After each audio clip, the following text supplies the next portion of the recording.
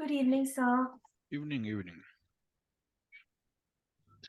तो 9.2 था, वो तो लगभग हो गया था। जी जी जी।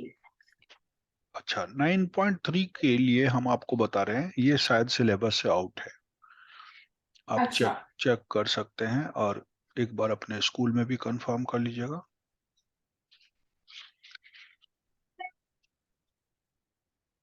अगर सिलेबस आपके पास हो तो वो चेक कर सकते हैं। जो अगला प्रोसेस होगा 9.4 से पहले, उनमें हम लोग सिर्फ ये पढ़ेंगे जो हमने तीन बातें की थी।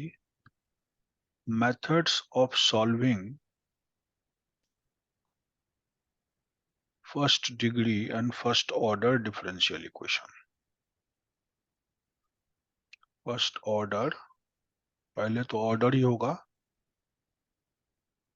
And first degree. जो भी डिफरेंशियल इक्वेशन होगा जी। वो फर्स्ट ही ये ऑर्डर फोर का। 9.4 का है।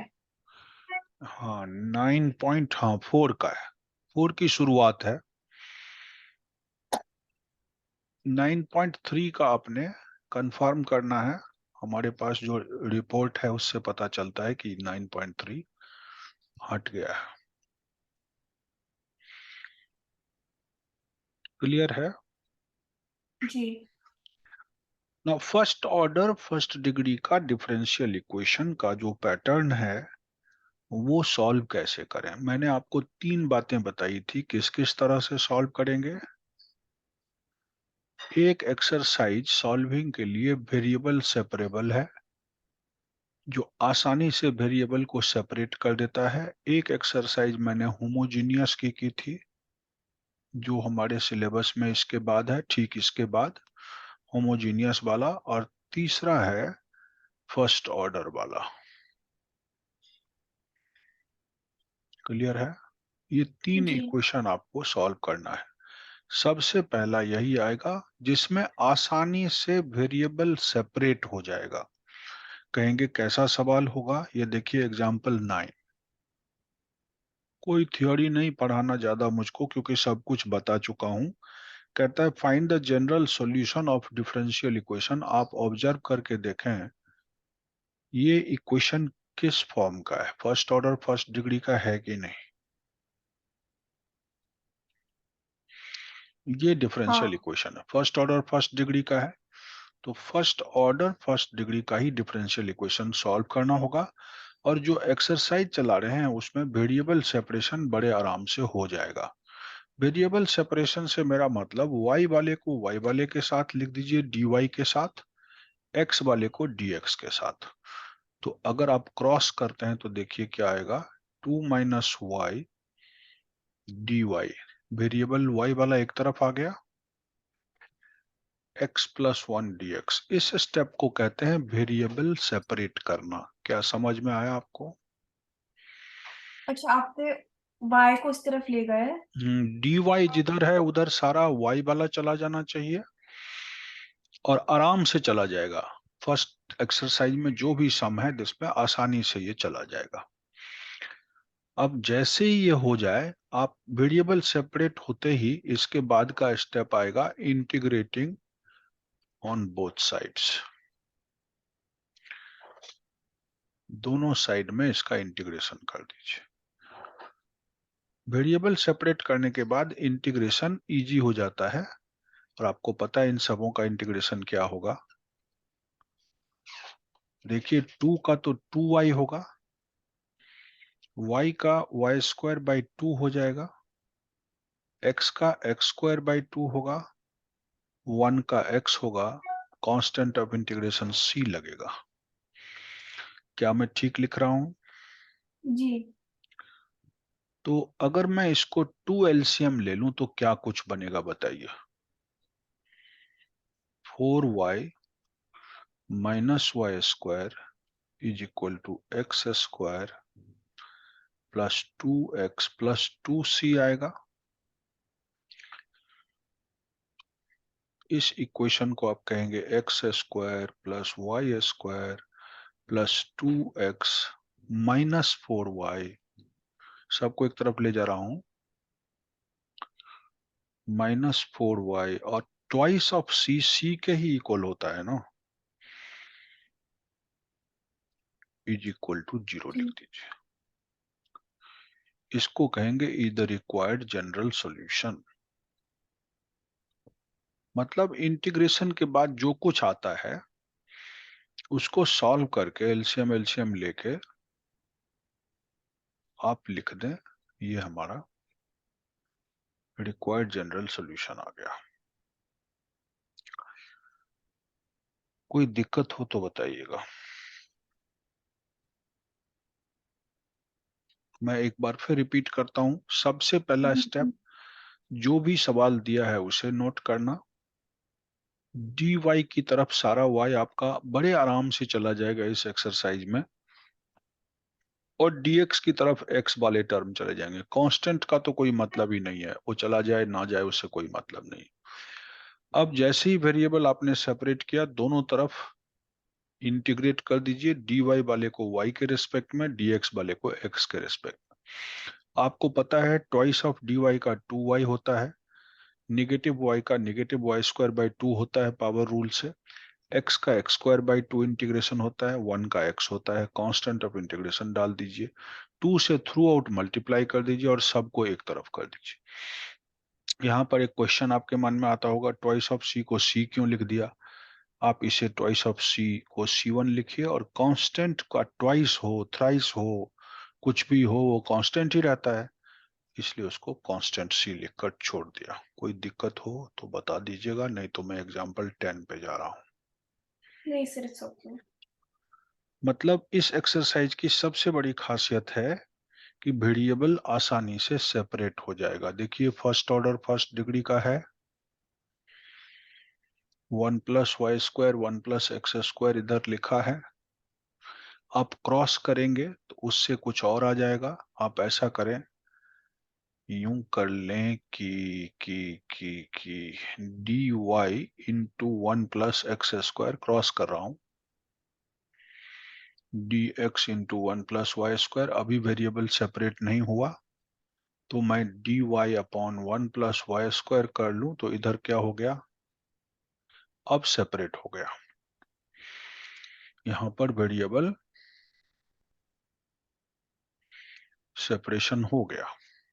पहले क्रॉस कर लिए और फिर ऐसे कर लिए। जैसे ही वेरिएबल सेपरेशन हो क्या करिएगा, इंटीग्रेटिंग ऑन बोथ साइड्स। कहीं कोई ट्रबल हो बच्चे तो जरूर आवाज देना कि मुझे समझ नहीं आया। बिल्कुल बिल्कुल सर। तो integration d y by 1 plus y square एक साथ इंटीग्रेशन करना आसान है, d x by 1 plus x square. अगर मैं इसको देखता हूं तो ये टेन इनवर्स वाई नहीं है इंटीग्रेशन, और इसको देखता हूं तो ये टेन इनवर्स एक्स नहीं है, और एक्स वाले साइड में कांस्टेंट ऑफ इंटीग्रेशन डाल दीजिए। तो आप ऐसे लिख सकते हैं, tan inverse Y minus tan inverse X equal to C कर दीजिए। किसी किसी किताब में इसे और भी सॉल्व किया है, कौन से तरीके से, tan inverse A Y minus X by 1 plus X Y, याद है कुछ? Tan inverse A minus tan inverse हाँ बी हाँ का हाँ हाँ। फॉर्मूला इक्वल टू सी होता है। So you can say y minus X by 1 plus X Y equal to ten C, और टेन सी कॉन्स्टेंट ही होता है तो इसे c लिख दिया है। तो इतना सॉल्व करने जरूरत नहीं है, आपको सिर्फ यहां तक लिख देना है, आपका काम बन गया। इधर रिक्वायर्ड, वो तो ट्रिगो का रूल लगाना इनवर्स का, लेकिन जरूरत नहीं, इधर रिक्वायर्ड सॉल्यूशन। सॉल्यूशन से मतलब dy बाई डी एक्स खत्म करके मामले को सेट करना। और ये सब के सब जनरल सॉल्यूशन थे, रिक्वायर्ड जनरल सॉल्यूशन, समझ गया? जी अब हम आ रहे हैं जनरल सॉल्यूशन से। हमने कल भी बोला था आपको, एक पर्टिकुलर पॉइंट पर जब हम निकालते हैं तो उसको बोला जाता है पर्टिकुलर सॉल्यूशन। बिफोर इसमें x और y की वैल्यू आपको दे रखा होगा, x1 y2 ऐसा कुछ दे रखा होगा। तो ये पर्टिकुलर सॉल्यूशन में कांस्टेंट जो आता है उसकी वैल्यू निकाल ली जाती है, सी की वैल्यू, और फिर जनरल सॉल्यूशन में पुट किया जाता है। इसका मतलब सबसे पहले केस में जनरल सॉल्यूशन निकालना तो सबसे पहले जरूरी है। तो ऐसे सवालों में जिसमें पर्टिकुलर सॉल्यूशन है, पहला स्टेप जनरल सॉल्यूशन का, दूसरा स्टेप ये वैल्यूज डाल के कांस्टेंट का वैल्यू निकालना, तीसरे स्टेप में जाके पर्टिकुलर सॉल्यूशन। ये 3 स्टेप में सम होगा, लेकिन हमारा रोल वही है, वेरिएबल सेपरेबल का ही प्ले होगा। ये देखिए सवाल है, dy by d x is equal to -4xy²। Correct है। ये एग्जाम्पल 11 है। कैसे सेपरेट करेंगे? मैं तो ये देखता हूं कि dy में y² को लिख दूं और 4x के साथ dx डाल दूं, हो गया वेरिएबल सेपरेट। अच्छा, हाँ सर, करेक्ट। जैसे ही सेपरेट हो गया, इंटीग्रेटिंग ऑन बोथ साइड्स कर लीजिए। इसके बाद दूसरा स्टेप यही आता है।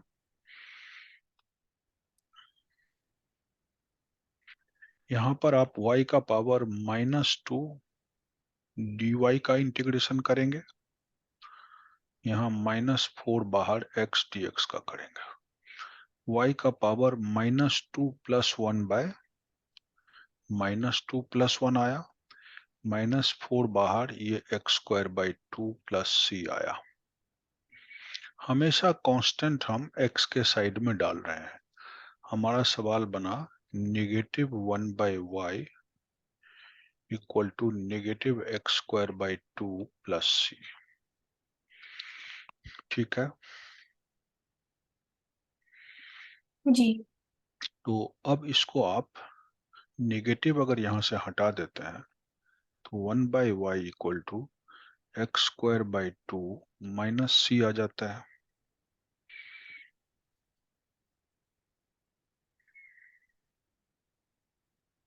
-2x², क्यों लिख रहा हूँ बच्चे? -2x² है ना, ओ।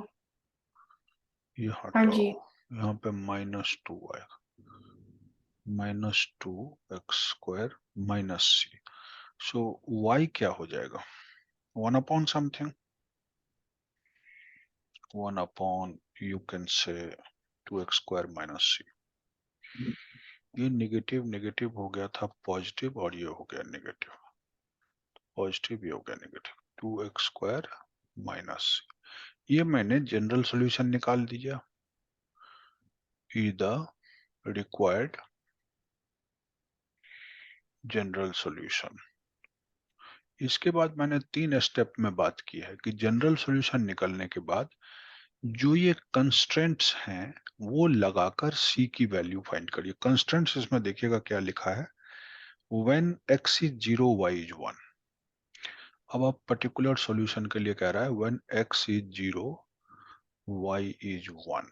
पुट करिए जरा, y 1 पुट करिए, 1/2 इंटू 0 का square minus c।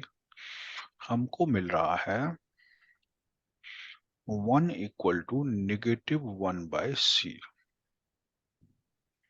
So cross करूं तो c -1 आता है। ये हो गया कांस्टेंट की वैल्यू। जैसे ही कांस्टेंट की वैल्यू आ जाए, इससे पर्टिकुलर सॉल्यूशन फाइंड करने के लिए कांस्टेंट c की वैल्यू जनरल सॉल्यूशन में लगाइए। हेंस पर्टिकुलर सॉल्यूशन बनेगा इज इक्वल टू y। यहीं चले जाइएगा आंसर में, जनरल में 1/2x², सब कुछ वही रखा, खाली c की जगह पर -1 लगाऊंगा तो नेगेटिव ऑलरेडी है यहाँ पर, ये +1 आपको लिख देना, मतलब c की वैल्यू जनरल सॉल्यूशन में डाल देना है। ये पर्टिकुलर सॉल्यूशन हुआ, ये जनरल सॉल्यूशन हुआ। कोई दिक्कत हो तो बताइएगा।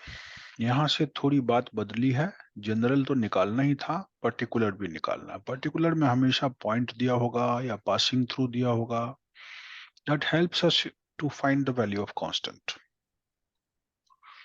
एग्जाम्पल 12 की बात करता हूं। 12th क्वेश्चन पढ़िएगा। इन सब सवालों में मुझे ये लग रहा है कि वेरिएबल सेपरेट करना, equation of the curve passing through 1 1। देखिए पासिंग थ्रू कहा 1 1, इसका मतलब x 1 है और y 1 है। ये पर्टिकुलर सॉल्यूशन के लिए पॉइंट यूज करेंगे और उनका इक्वेशन दिया है x dy equal to 2x square plus 1 dx। ये डिफरेंशियल इक्वेशन है, इसका जनरल सॉल्यूशन फाइंड करना है। तो हम एक काम करते हैं कि dy को सिर्फ अकेला इधर छोड़ते हैं, 2x square plus 1 dx already इधर है, ये x यहां से हटा के इसमें सेपरेट हो गया कि नहीं हो गया वेरिएबल। जी। ये सबसे इंपॉर्टेंट वर्क है। थोड़ा एक स्टेप और चलूंगा कि यहाँ सेपरेट डिवीजन कर लेता हूं, क्योंकि अगर मोनोमियल आ जाए तो आप सेपरेट डिवीजन कर सकते हैं। और इसके साथ dx लगा है, वेरिएबल सेपरेट तो हो ही गया। इसे मैं बाद में 2x plus 1 by x dx लिखकर दोनों तरफ इंटीग्रेट कर देता हूं। वेरिएबल सेपरेट हो गया था, मैंने इंटीग्रेशन की तैयारी की, ये बना y, ये 2x का इंटीग्रेशन बनेगा 2x स्क्वायर बाई 2, और 1 बाई एक्स का तो सबको पता है log x ही आता है। यहाँ कांस्टेंट ऑफ इंटीग्रेशन डाल दीजिए, 2 से 2 को काट दीजिए, जनरल सॉल्यूशन आपका आ गया x square plus log x plus c is the required general solution. ये बात तो एक पार्ट हो गया, रिक्वायर्ड जनरल सॉल्यूशन लिख दिए। अब आप पहुंचेंगे पर्टिकुलर सॉल्यूशन के लिए। पर्टिकुलर सॉल्यूशन के लिए x को 1 डालना है, y को 1 डालना है और c की वैल्यू निकालना है। Put x equal to 1, y equal to 1, तो 1 इक्वल टू 1 का स्क्वायर प्लस log ऑफ 1 और प्लस c। अब आपको पता है log ऑफ 1 0 हो जाता है, तो हमारे पास 1 equal to 1 plus 0 plus c रहा। 1 1 भी खत्म हो गया, तो कांस्टेंट ऑफ इंटीग्रेशन तो 0 ही आ गया। Therefore, the required particular solution general में c की वैल्यू 0 डालने से निकल आ जाएगा, y equal to x square plus log x plus c की जगह पर क्या लगाना पड़ेगा, 0, so that is equal to x square plus log of x answer. ये पर्टिकुलर सॉल्यूशन है और ये रिक्वायर्ड जनरल सॉल्यूशन है।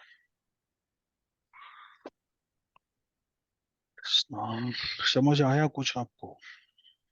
सर समझ आ रहा है, मेरे को बस खत्म करना है करने का। खत्म कर दो, जितना खत्म कर खत्म कर दो सब। सॉल्व कर रही हूँ। और इतना डिफिकल्ट भी नहीं है। हाँ, इतना मैं कहता हूं कि इसका अगला एक्सरसाइज डिफिकल्ट है। डिफिकल्ट। हाँ, अगला एक्सरसाइज डिफिकल्ट, क्योंकि उसमें पूरे इंटीग्रेशन आ जाएंगे। अभी तो छोटा छोटा इंटीग्रेशन आ रहा है, देख रहे हैं, टर्म बाय टर्म डिवीजन हो रहा है, सिंपल इंटीग्रेशन हो रहा है। वो एक्सरसाइज आपको पूरा इंटीग्रेशन जो किया है पीछे, वो सब आपको याद दिला देगा, वाह। बाय वो तो पार्ट्स उससे तो भी। हाँ, वो फायदे की चीज है, बाय पार्ट्स भी, पार्शियल फ्रैक्शन भी सब याद दिला देगा। ये आसान है बस, जो अभी कर रहा हूँ। एंड एक इसका सर आगे बढ़। हो गया। हाँ। उसका एक एप्लीकेशन है, क्वेश्चन 14 में देखिएगा। जनरल लाइफ में भी डिफरेंशियल इक्वेशन का इस्तेमाल होता है, जो ये बता रहा है। कहता है बैंक में पैसा, अरे ये कहाँ चला गया, कोई और है सवाल क्या? नहीं, 13 तो किया ही नहीं ना। नहीं। 13 करता हूं पहले। 13 क्वेश्चन पढ़िए। 13 कहता है equation of curve passing through, इस बार -2, 3 है। जब भी कर्व पास करता है -2, 3 से, ये x की वैल्यू होती है और ये y की वैल्यू होती है। ये तो पर्टिकुलर समझ लीजिए, यहाँ पर्टिकुलर सॉल्यूशन ही पूछ रहा है। Given that the slope of the tangent, सबको पता है स्लोप ऑफ द टेंजेंट को dy बाई dx ही कहते हैं। कहते तो बहुत कुछ है और निकालते भी बहुत कुछ तरीके से हैं, लेकिन डिफरेंशियल है इसलिए dy बाई dx कहेंगे। Tangent to the curve at any point x Y,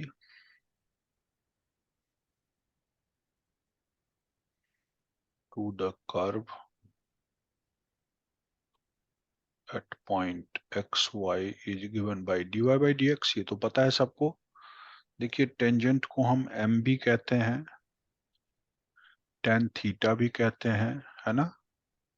ji y2 जी। Minus y1 by x2 minus x1 भी कहते हैं, और इसी को dy बाई dx भी कहते हैं। जहां जैसी जरूरत वहां वैसा यूज।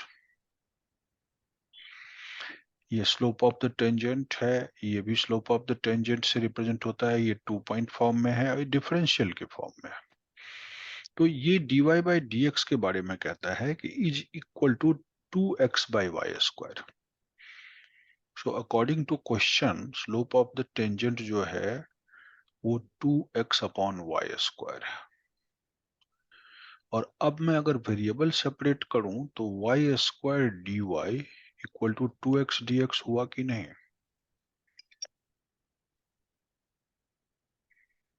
तो वेरिएबल तो सेपरेट हो गया, अब इंटीग्रेटिंग कर दीजिए दोनों side. Integrating on both sides अगर करूं तो ये integration y square d y आया, ये 2 इंटीग्रेशन एक्स डी एक्स आया, ये वाई क्यूब बाई 3 आया, ये 2x स्क्वायर बाई 2 प्लस सी आया, ये कट गया। Y cube equal to 3x square plus thrice of C आया, जिसको आप Y cube equal to 3x square plus thrice C को 3x स्क्वायर प्लस सी ही लिखिए, because thrice C is C only. So y equal to cube root of 3x square plus C. समझ गए। अच्छा, okay sir, okay. अगर square होता तो root लगा देते, 3 है तो क्यूब रूट लगा दी। Is the general solution. और अब हम लोग इसी में पुट करते हैं x के लिए -2, y के लिए 3, तो c की वैल्यू क्या निकलेगा। y 3 है, क्यूब रूट है, x के लिए -2 का स्क्वायर इंटू 3 है, और प्लस c है। ये 3 बन गया क्यूब रूट ऑफ 4 तिया 12 प्लस सी। सो अगर मैं इसका क्यूबिंग कर दूं तो 27 equal to 12 plus c, cubing on both sides, है ना। जी जी सर। तो सी आ गया 15, सी आ गया 15। अब आप पर्टिकुलर सॉल्यूशन लिखने के लिए जाएं तो क्या लिखेंगे, y equal to hence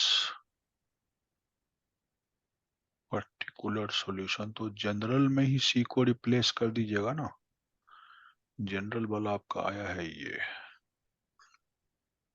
so y equal to cube root of 3x square plus 15 लिख दूं। आप इसे क्यूब रूट लिखें या 1/3 लिखें, बात एक ही है, ठीक है ना। किताब ने क्यूब रूट नहीं लिख के 1/3 पावर कर दिया।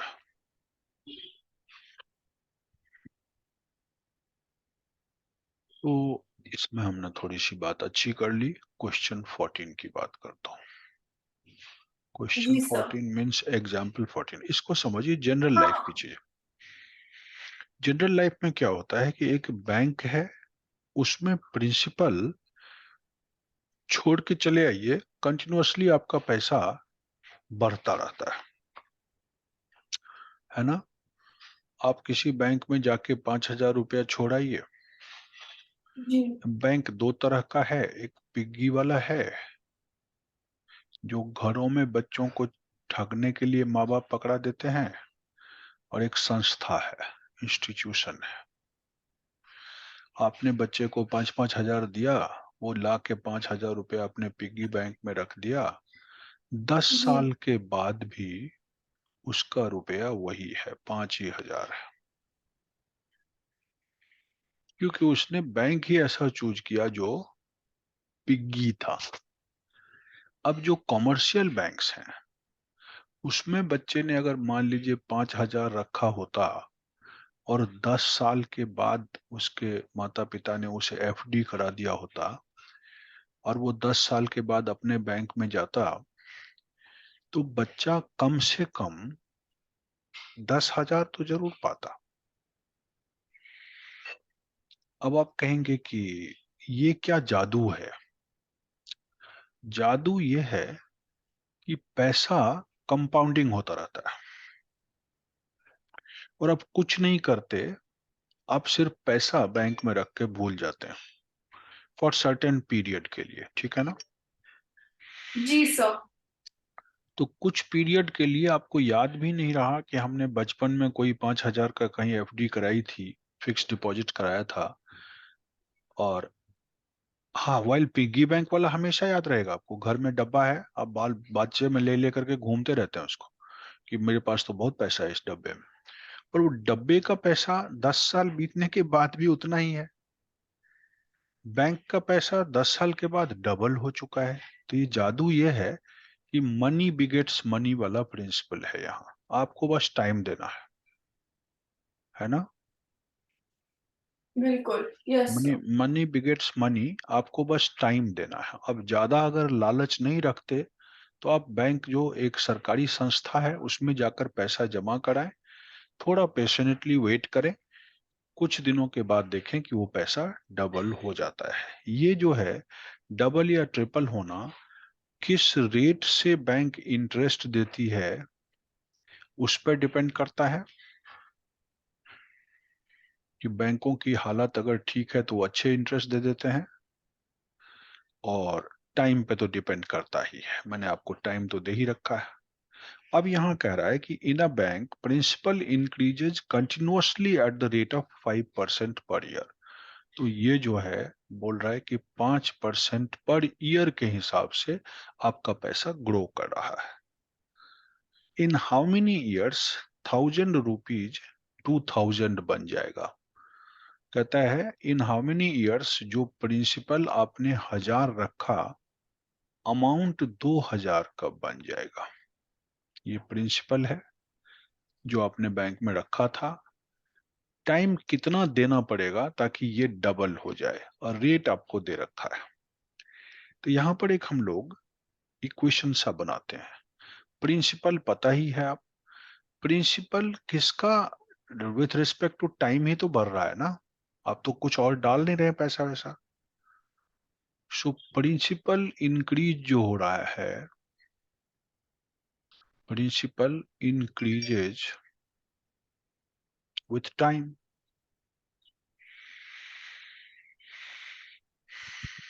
विथ रिस्पेक्ट टू टी, है कि नहीं। जी। सो इस फैक्टर को लोग, प्रिंसिपल को डीपी बाई डी कह सकते हैं, क्योंकि increase of principal with respect to time is d p by d. और वो कहता है कि वो आपके प्रिंसिपल का 5% बढ़ता है, आपके प्रिंसिपल का। तो आप प्रिंसिपल पी है, उसका 5%। मतलब मैंने एक इक्वेशन बनाया, d p by d t is equal to 1/20p, 1/20p। सही बनाया, 5 से देखिए 1/20 आ रहा। जी। और अगर मैं इसको क्रॉस कर लूं तो डी p बाई p, अब वेरिएबल सेपरेट करने की बात कर रहा हूं, इक्वल टू t बाई 20, मतलब dt बाई 20। dp में p से डिवाइड कर लिए, वेरिएबल सेपरेट हो गया, p वाला p की तरफ चला गया और t वाला कांस्टेंट की तरफ। अब आपको पढ़ाया था, इंटीग्रेट कर लीजिएगा, इंटीग्रेटिंग ऑन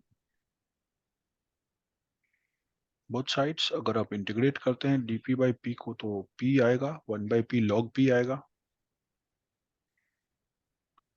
यहाँ 1 बाई 20 कॉन्स्टेंट है, dt का t आएगा। तो मतलब यहाँ कहूंगा मैं log of p equal to 1 by 20 dt का t होगा और प्लस c। कोई दिक्कत? जी सर। तो आप जी कह रहे हैं, मतलब दिक्कत है। log p equal to t by 20 और प्लस कांस्टेंट ऑफ इंटीग्रेशन। अगर log हटाते हैं तो इधर e बेस लग जाता है, ये ध्यान दीजिएगा। मैं आपको log बता दूं, log x अगर m है, अब कोई बच्चा x निकालना चाहता है तो e raise to the power m हो जाता है। ये लिख लीजिए कहीं पर, ये फॉर्मूला है हमारा log का। और किसी भी सवाल में log भी हो और e टू द पावर 5 हो तो इसका आंसर सीधा 5 हो जाता है। ठीक है, जी। क्योंकि log और e एक दूसरे को कैंसिल कर लेता है और फिर यही चीज बच जाता है। मैंने कहीं इंटीग्रेशन में ऐसा सवाल किया भी था। तो इसी में अगर आप log हटाते हैं तो p क्या हो जाएगा बच्चे? e raise to the power t by 20 और plus c। Is it so? ये आ गया जनरल सॉल्यूशन। सही है। Okay sir. लेकिन यहां तो कह रहा है कि 1000 रुपए को 2000 बनाना है, तो वो पॉइंट है। ये देखिए, 1000 और 2000, ये x है और ये y है, जैसा आप सोचते थे। तो टाइम पूछ रहा है। अब इसी सवाल में मैं पुट कर रहा हूं a की जगह पर 2000 और p की जगह पर 1000।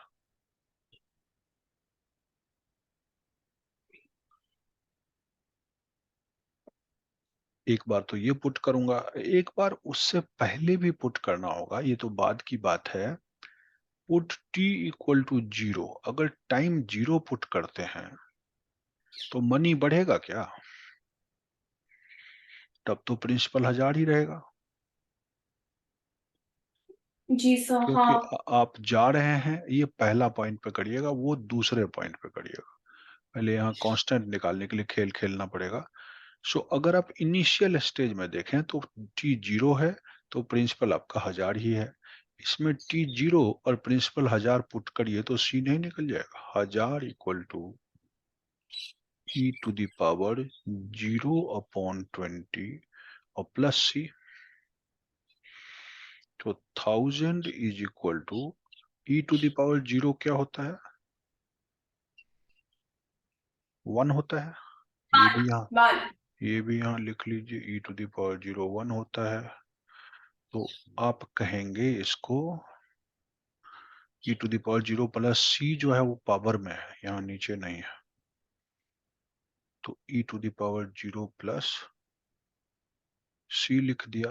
अब e to the power c आ गया, ये इक्वल टू 1000। सो अब c क्या लिखिएगा? देयरफॉर c इक्वल टू, इधर से e हटेगा तो इधर log लगेगा, उल्टा काम। देखिए, इसी का उल्टा कर रहा हूं। e to the power m x हो तो m क्या होगा? log x हो जाएगा। वही खेल है ना, e to the power m x है तो m क्या होगा? log 1000। और log 1000 होता है 3। ये ध्यान दें कैसे होता है। log 10 1 होता है, log 100 2 होता है, मतलब जितने जीरो हो वही वैल्यू होता है। log 1000 3 होता है। इसका मतलब c कितना हो गया? C3 हो गया।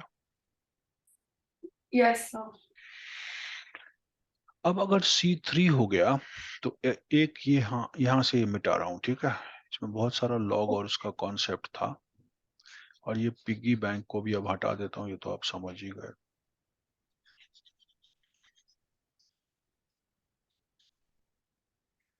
बैंक का कॉन्सेप्ट क्यों आया उसको दिखा रहा है कि क्यों जो लोग बैंक में पैसा रखना ज्यादा बेहतर समझते हैं।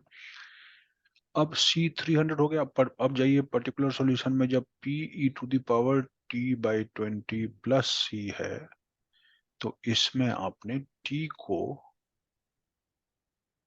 पूछा है, प्रिंसिपल बोल रहा है 1000, और C की वैल्यू आया है अभी अभी 3। तो इन सब चीजों को वहां पुट करके P निकाल के देखिए। सो P इक्वल टू, जब ये 2000 है, हमारा P 1000 है तो T 0 है, C 1000 आ गया है, therefore equation C is equal to 1000। C equal to 1000 आया था क्या?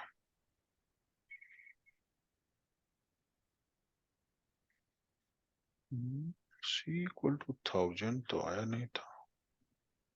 आई थिंक बी इक्वल टू 1000 है। ये जो पावर था ना, इसको अलग अलग कर लेना चाहिए था हमको। e⁻0 प्लस C को e⁻c करना चाहिए था। जब आप e⁻t/20 प्लस C लिख रहे थे ना, इसको सेपरेट करके e⁻t/20 और इंटू e⁻c लिख लेना चाहिए। अब ये हो गया था 0 और ये P था, तो P इक्वल टू e⁻0 और into e⁻c। So P is e⁻c आया था, P था 1000, 1000 equal to e⁻c, C equal to log 1000, तो ठीक लिखा है ना।